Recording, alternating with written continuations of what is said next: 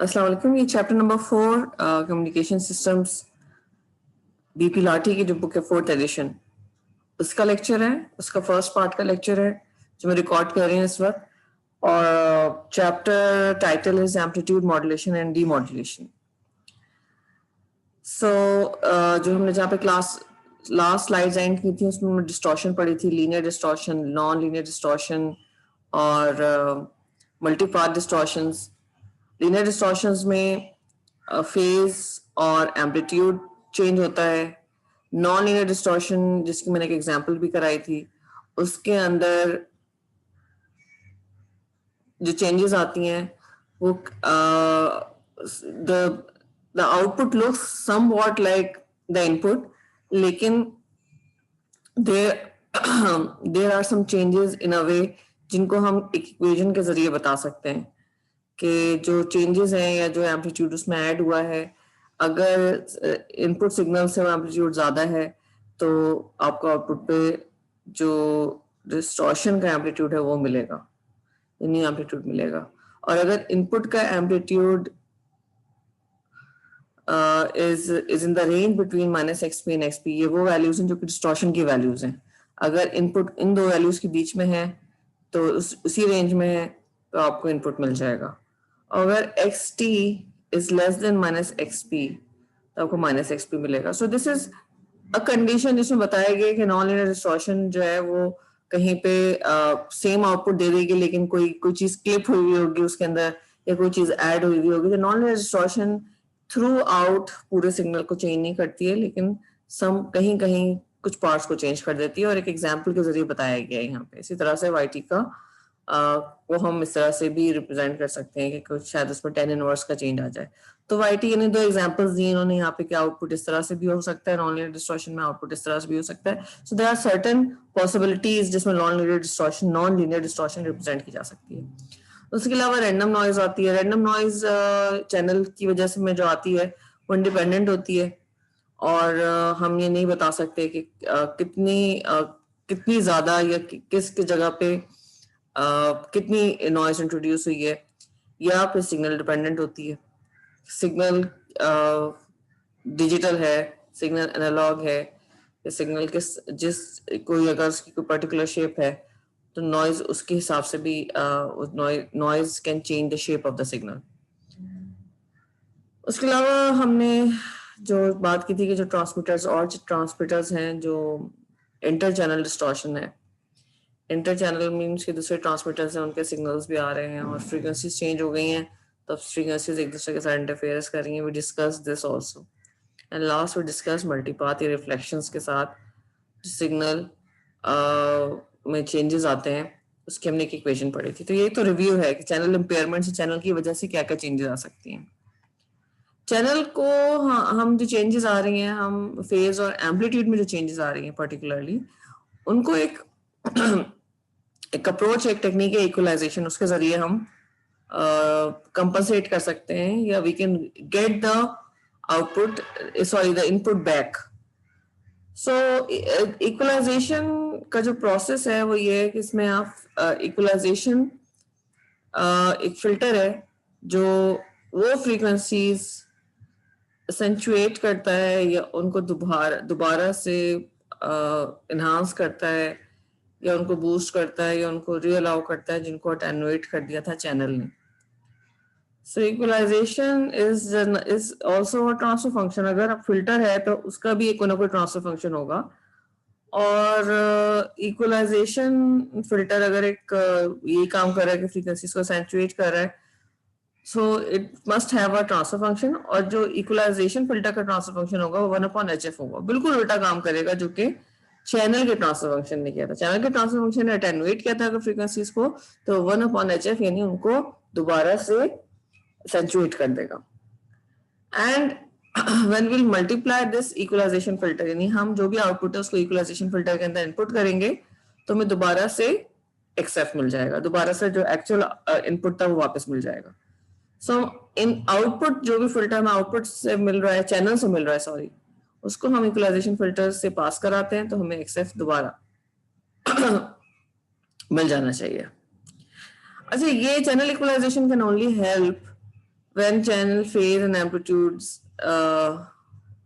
में चेंज आया है, डिस्टॉर्शन आई है। लेकिन अगर नॉइज या इंटरफेरेंस आ गई, because noise is independent, noise is not predictable, then that noise ZT से हमने अगर रिप्लेस उसको सब्स्टिट्यूट किया है, तो YT is an addition of XT plus ZT, signal में ऐड हो गई है, कंप्लीटली ऐड हो जाती है नॉइज। इन दैट केस अगर इक्वलाइजेशन फंक्शन हम से या इक्वलाइजेशन फिल्टर से हम आउटपुट को पास भी करेंगे, तो हमें एक्चुअल XF तो मिलेगा, लेकिन नॉइज वाला फैक्टर फिर भी रहेगा। Channel equalization can not effect the noise of the channel जो कि ऐड हो गई है। तो अगर आउटपुट में कुछ चेंजेस मिले हैं और हमने इक्वलाइजेशन फिल्टर से पास किया, तो आउटपुट विल की जो फ्रीक्वेंसीज है वो रिटर्न हो जाएंगी, और XF हमें जो XF मिल जाना चाहिए इक्वलाइजेशन फिल्टर से पास करने के बाद YF को, वी विल गेट दैट। लेकिन जो उसमें नॉइज ऐड हुई हुई है, ट्रांसफर फंक्शन सिंपली जाके उसके साथ इक्वलाइजेशन फंक्शन का जो फिल्टर का ट्रांसफर फंक्शन है वो मल्टीप्लाई हो जाएगा, और एक्चुअली इक्वलाइजेशन फिल्टर का ट्रांसफर फंक्शन किसके बराबर है? 1/HF के बराबर है।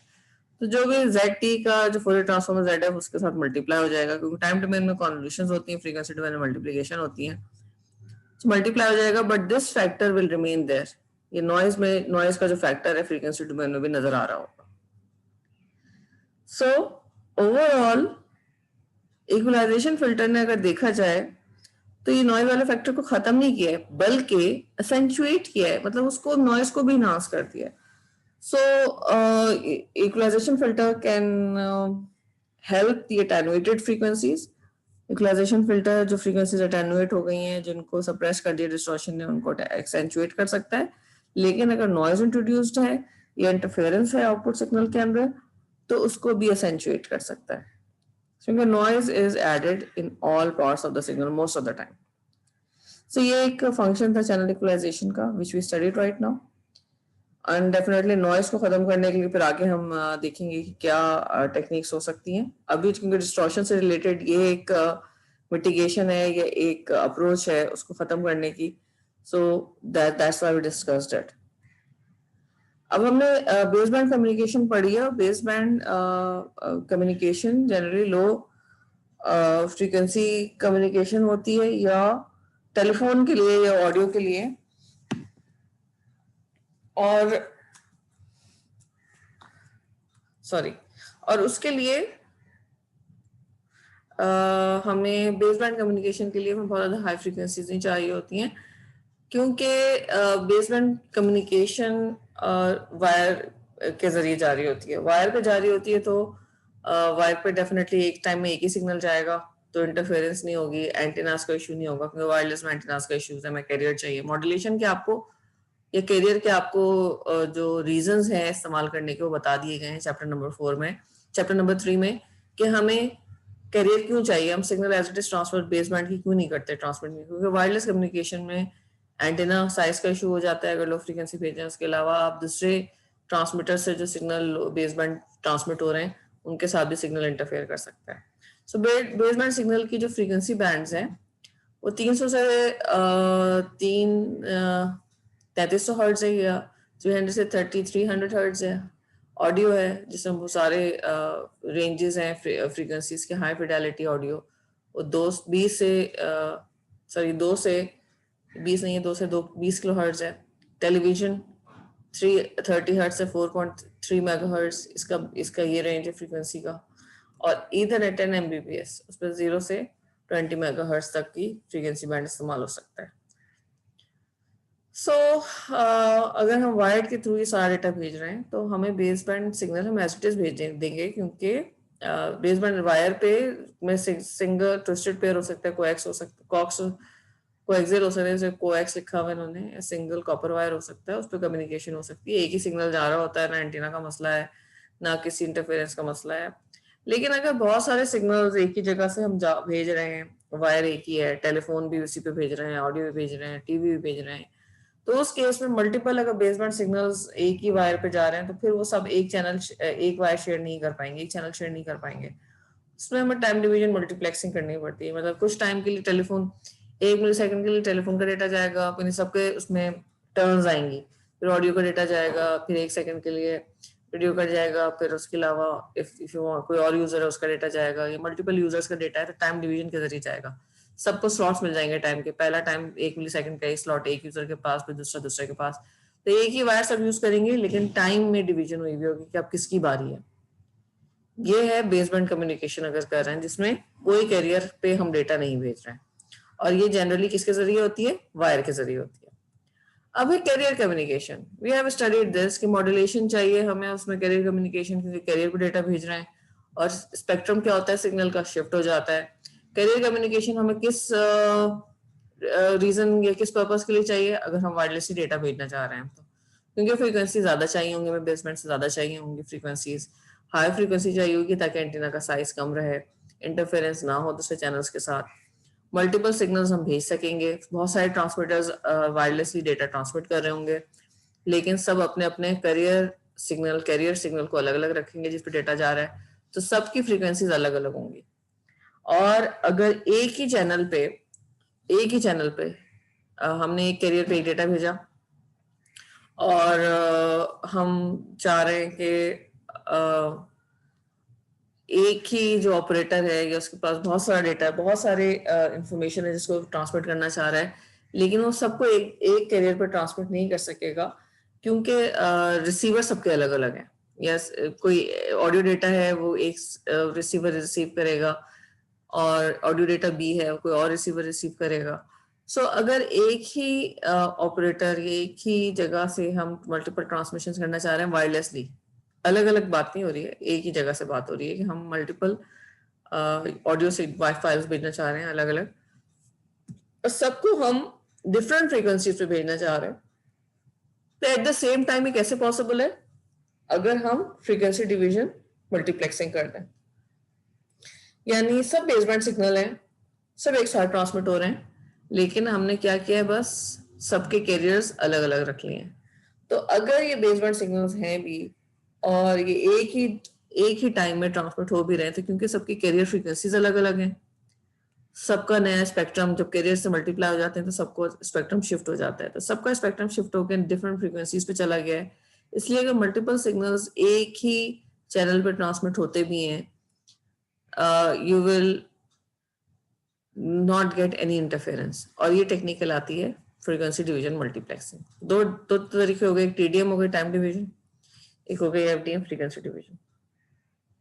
सो carrier communication we all know कि हम मैसेज को किससे मल्टीप्लाई करते हैं, एक साइनोसॉइडल कैरियर के साथ, हाई फ्रीक्वेंसी साइनोसॉइडल कैरियर के साथ।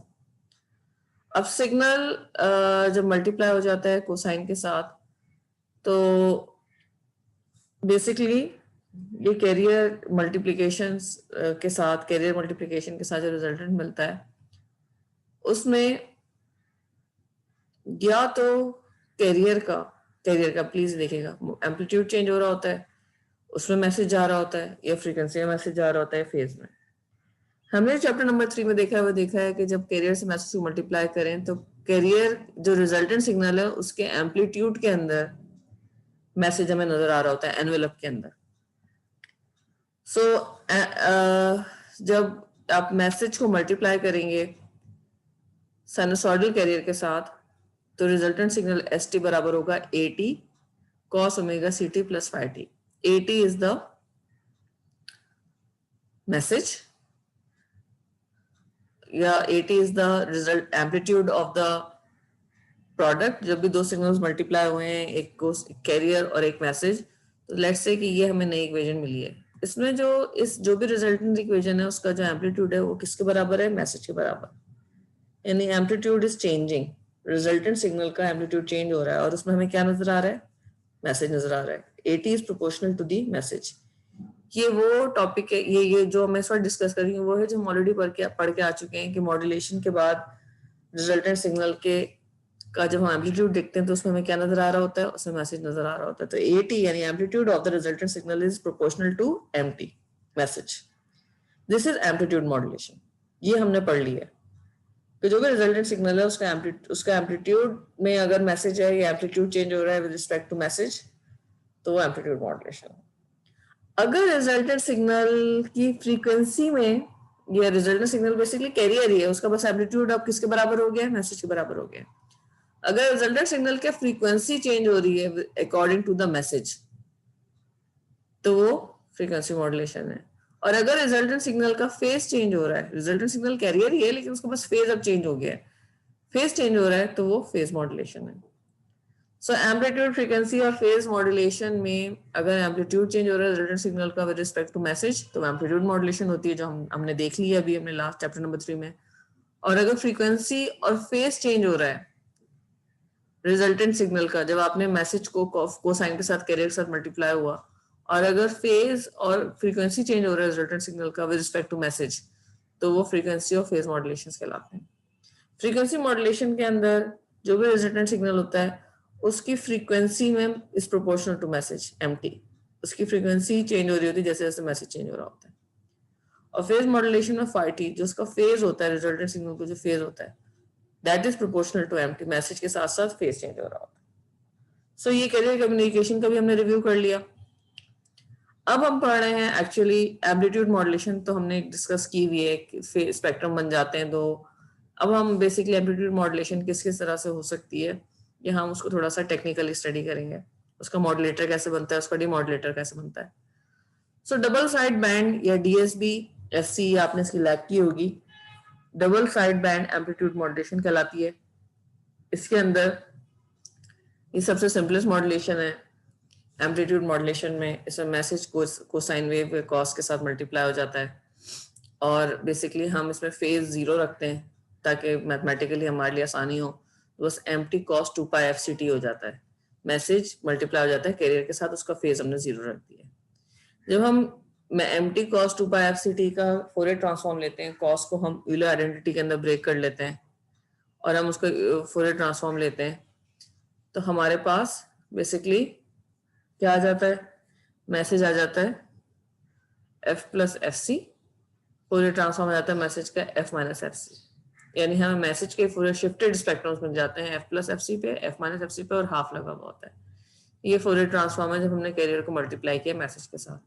I hope we have studied this in depth, बार बार हमने इसको स्टडी किया है कि मैसेज अगर एम्प्टी है तो उसका Fourier transform M of F है, ठीक है। उसकी बैंडविड्थ है B, actual bandwidth positive side पे, लेकिन क्योंकि हम नेगेटिव साइड पे भी बैंड रखते हैं तो माइनस बी भी दिखानी है आपको। ये है एक्चुअल बैंडविड्थ मैसेज की। जब ये मॉड्यूलेट हो गया cos 2 पाई एफसीटी के साथ तो बेसिकली इसके दो स्पेक्ट्रम्स बन गए, शिफ्टेड स्पेक्ट्रम्स, और इसका एम्पलीट्यूड हो गया हाफ, एम्पलीट्यूड हो गया हाफ। तो अगर एक्चुअल एम्पलीट्यूड मैसेज का 2a रख लिया है हमने, अभी तरफ से अज्यूम कर लिया 2a है, आप इसको 1 भी रख सकते थे, बुक में इससे 2a अज्यूम किया है। तो जब शिफ्टेड स्पेक्ट्रम्स बनेंगे, एक बनेगा प्लस एफ सी पे और जो प्लस एफ सी वाला है जो एडवांस है वो बनेगा माइनस एफ सी पे, दो स्पेक्ट्रम्स बनेंगे और उनका एम्पलीट्यूड अगर 2a को आप हाफ कर दें तो एम्पलीट्यूड कितना आ जाएगा, a, एम्पलीट्यूड रह गया इसका a। So we have got two spectrums, एक एफसी पे शिफ्ट हुआ हुआ है प्लस एफटी, एक माइनस एफटी पे शिफ्ट हुआ हुआ है, और एम्पलीट्यूड हो गया, अगर उसका 2a था तो एम्पलीट्यूड हाफ होके a हो गया। अब आप देखें अगर इसकी एक्चुअल मैसेज की बैंडविड्थ b थी तो अब जो शिफ्टेड स्पेक्ट्रम है उसकी बैंडविड्थ कितनी हो गई, 2b। 2b हमें नेगेटिव साइड पे मिल रहा है, 2b हमें पॉजिटिव साइड पे मिल रहा है, दो शिफ्टेड स्पेक्ट्रम्स हैं। और जो पॉजिटिव साइड पे अगर हम नेगेटिव साइड को छोड़ दें तो अगर पॉजिटिव साइड पे भी देखें तो बैंडविड्थ 2b हो गई है। तो मॉड्यूलेशन के बाद बैंडविड्थ कितनी हो जाती है, 2b, सही। और जो एम्पलीट्यूड मॉड्यूलेशन आप पढ़कर आए चैप्टर नंबर 3 पे, वो उसको एक्चुअली उसका एक्चुअल टाइटल उसका नाम क्या है, double side band amplitude modulation, क्योंकि हमें दो बैंड्स मिल रहे होते हैं। दो बैंड्स क्यों मिल रहे होते हैं, तो दो स्पेक्ट्रम्स हैं, एक इधर एक इधर, लेकिन दो बैंड्स क्यों मिल रहे होते हैं, क्योंकि अगर हम ये देखें इस मैसेज को देखें तो एक्चुअल मैसेज जो है वो तो 0 से b तक का है फोरियर ट्रांसफॉर्म, ये हमने इसका सिमेट्री बनाई हुई है अक्रॉस y एक्सिस पे सिमेट्री बनाई है। लेकिन जब ये शिफ्ट हुआ तो इसका दोनों बैंड्स अब पॉजिटिव साइड पर आ गए। अब हम ये नहीं कह सकते कि भाई ये तो सिमेट्री है, क्योंकि अब ये दोनों पॉजिटिव साइड पे एग्जिस्ट कर रहे हैं। तो हम इसको ये स्टडी करते हैं कि अब क्योंकि ये जो हायर फ्रीक्वेंसी है हम इसको सेंटर वाली फ्रीक्वेंसी से दो पार्ट्स में डिवाइड करके इसको स्टडी करते हैं। जो हायर साइड एफसी से जो राइट साइड पर है वही अपर साइड बैंड है क्योंकि हायर फ्रीक्वेंसी है, और एफसी से जो लो साइड पे जो फ्रीक्वेंसी बैंड्स हैं स्पेक्ट्रम के में जो फ्रीक्वेंसीज हैं उनको हम एलएसबी या लो साइड बैंड कहते हैं. So the shifted spectrum has got double side bands, upper side band and lower side band. इस तरह से जो आपको यहाँ पे शिफ्टेड स्पेक्ट्रम माइनस एफसी पे मिल रहा है उसका भी एक एलएसबी है और एक यूएसबी है. सो इस केस में double side band amplitude modulation के अंदर इसको हम double side band amplitude modulation भी कहते हैं, इसको double side band suppressed career भी कहते हैं. सप्रेस्ड कैरियर भी कहते हैं. Why it's called suppressed career?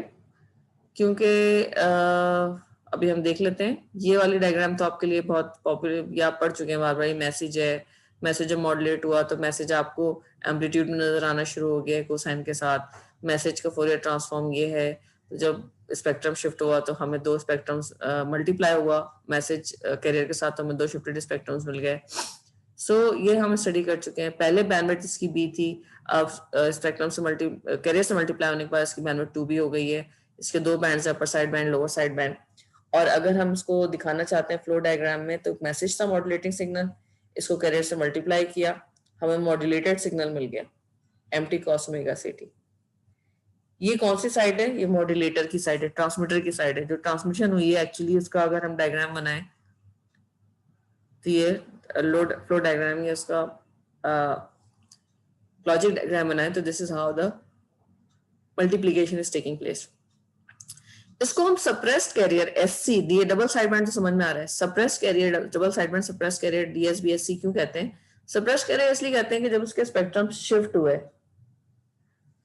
तो जो एफसी कैरियर है, यानी जो कि कैरियर की फ्रीक्वेंसी है एफसी, वो बेसिकली इन दोनों बैंड्स के बीच में है, एग्जैक्टली सेंटर में, और ये सप्रेस हो गई है, ये अलग नहीं हो सकती.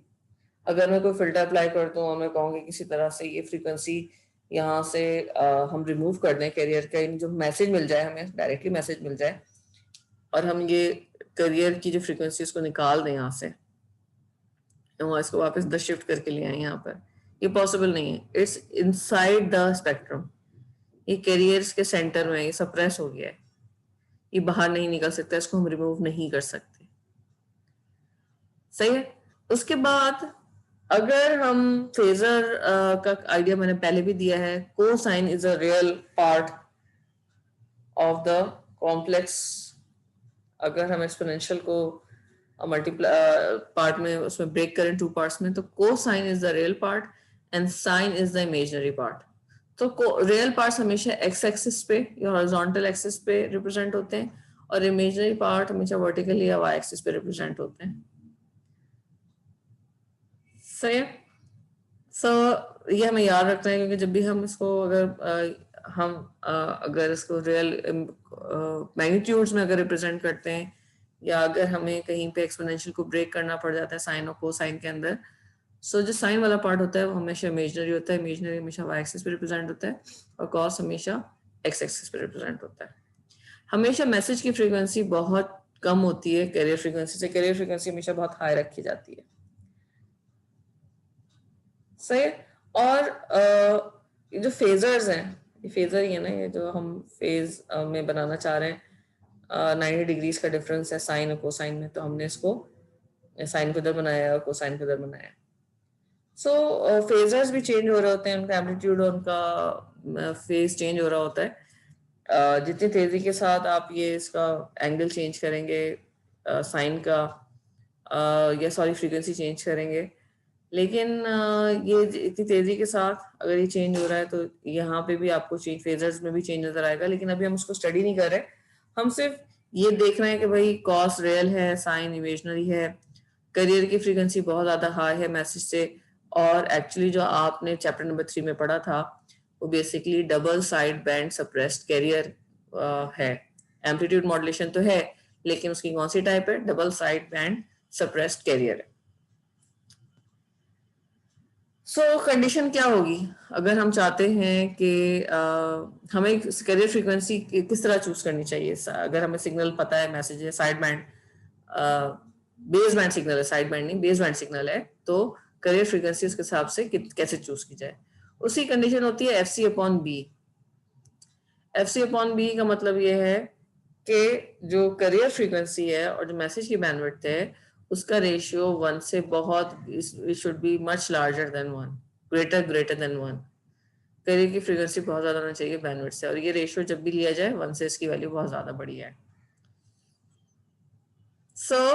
एक जब भी हम एम्पलीट्यूड मॉडल यानी एम रेडियो बनाते हैं तो जो हमारी वॉइस यानी मैसेज होता है जनरली वो 5 किलोहर्ट्ज का होता है, और करियर फ्रीक्वेंसी उसके लिए से 550 से 1600 किलोहर्ट्ज तक रखी जाती है। अब आप रेशियो निकाल लें, एफ सी अपॉन बी का रेशियो करियर फ्रीक्वेंसी इस रेंज में 550 से 1600 किलोहर्ट्ज, और जो मैसेज आप भेज रहे हैं एम रेडियो को जो आवाज जा रही होती है हम लोगों की वो 5 किलोहर्ट्ज है, तो रेशियो देख ले 100 से लेके 320 तक का रेशियो यानी 1 से बहुत बड़ा है।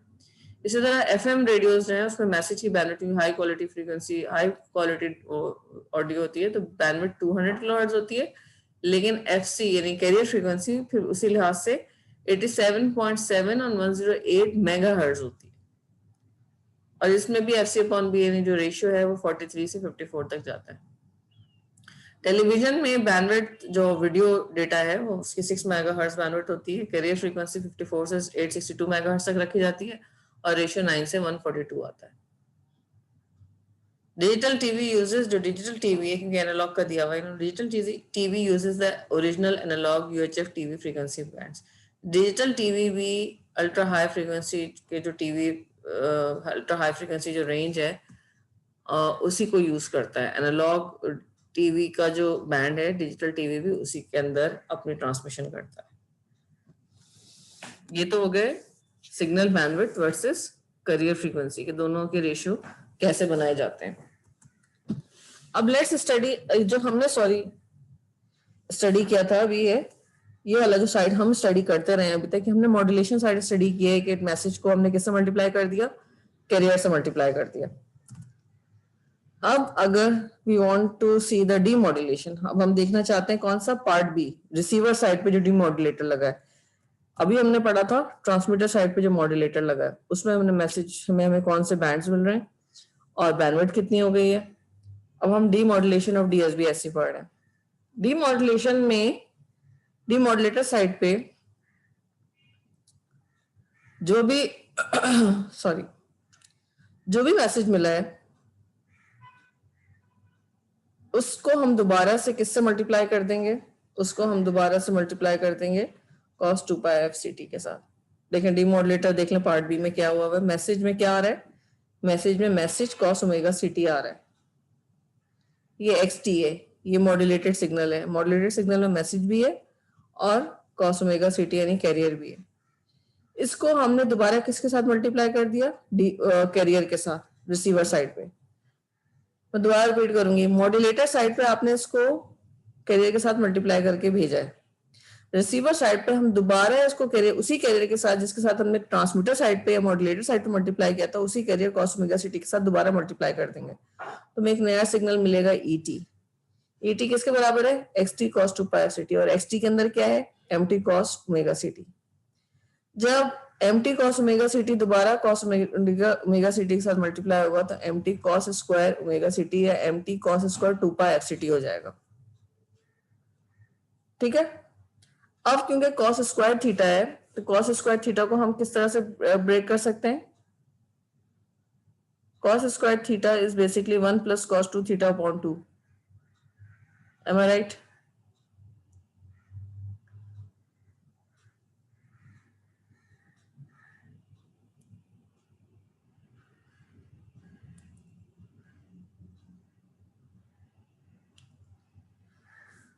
सो अब अगर मैं मैसेज को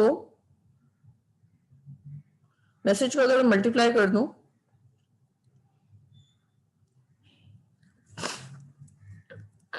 मैसेज को अगर मैं मल्टीप्लाई कर दूं 1 प्लस cos 2 थीटा, थीटा कितना है 2 पाई एफ सी टी, तो cos 2 थीटा कितना हो जाएगा cos 4 पाई एफ सी टी। तो अगर मैं मैसेज को इस cos स्क्वायर थीटा के साथ मल्टीप्लाई कर दूं, ये cos square 2 pi F C T के साथ मल्टीप्लाई कर दूं तो पहली टर्म तो मुझे मिल जाएगी हाफ एम टी, क्योंकि जब आप इसके साथ अगर एम टी को मल्टीप्लाई करेंगे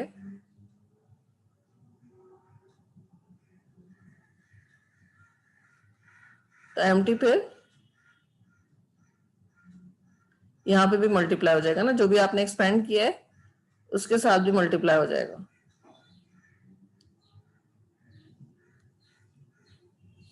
पहली दफा में हमें क्या मिल जाएगा, एम्प्टी अपॉन 2, ये पहली टर्म मिल जाएगी। और जब हम एम्प्टी को cos 2 थीटा अपॉन 2 से मल्टीप्लाई करेंगे तो अपॉन 2 भी मिलेगा, और थीटा अगर 2 पाई एफसीटी था तो 2 थीटा कितना हो जाएगा, 4 पाई FCT.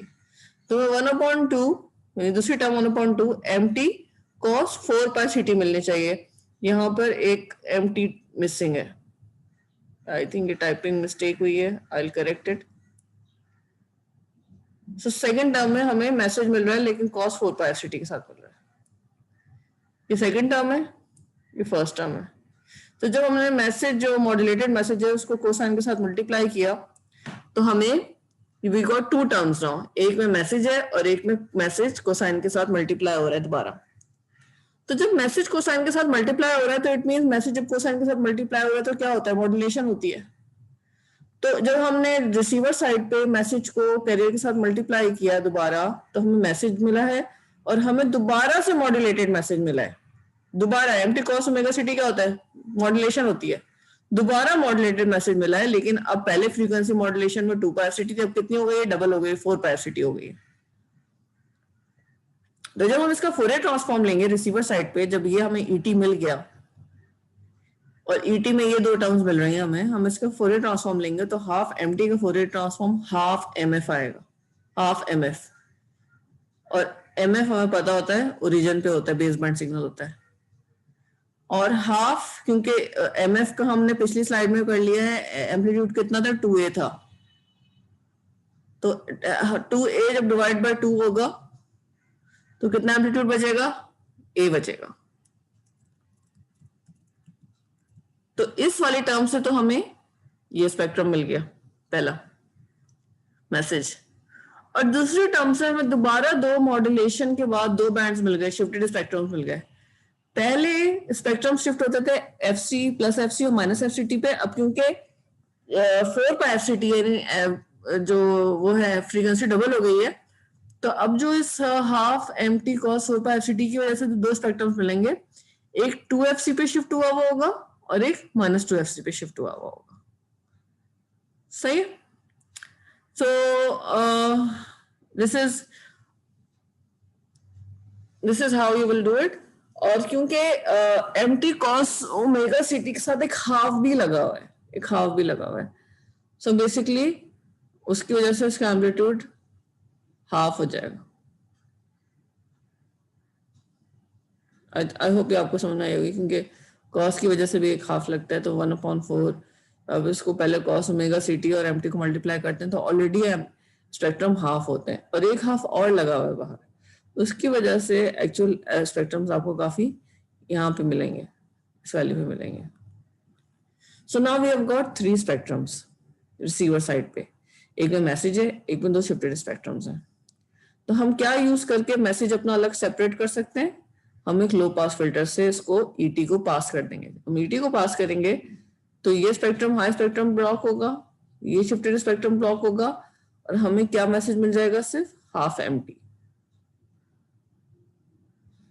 We will be getting half empty। तो डीमॉड्यूलेटर साइड पे हमने मैसेज दोबारा से रिसीव कर लिया जो हमने भेजा था ट्रांसमीटर साइड पे, वो मैसेज था एम्प्टी और अब हमें रिसीव हुआ है हाफ एम्प्टी। तो हम इसका गेन एम्पलीफायर लगा सकते हैं और हम इसका एम्पलीट्यूड दोबारा से एम्प्टी कर सकते हैं। और भी तरीके हैं इसको सिर्फ एम्प्टी बनाने के, we will study it later, लेकिन half empty message is received, उसका एम्पलीट्यूड कम है, that can be amplified. Low pass filter does not have to be very sharp, बहुत शार्प फिल्टर ना भी हो, लेकिन बेस बैंड सिग्नल, ये देखेंगे इतना बड़ा हो कि बेस बैंड सिग्नल जो है ना उसकी सारी फ्रीक्वेंसीज मिल जाए हमें। शार्प का मतलब क्या होता है, फिल्टर शार्प का होता है ये मतलब बिल्कुल शार्प फिल्टर हो। अब जो फिल्टर हमने बनाया है वो थोड़ा सा बड़ा करके बनाया है ताकि पूरा message as it is pass हो जाए। अब अगर ये शार्प नहीं भी है ना, ये अगर ऐसा भी है, लेकिन एटलीस्ट इतना बड़ा लो पास फिल्टर हो कि इसके मैच में जो मैसेज आया था ना वो कहीं कट ना हो, एज इट इज पास हो जाए। It should be flat over the signal side band, signal side band पे ये फ्लैट होना चाहिए।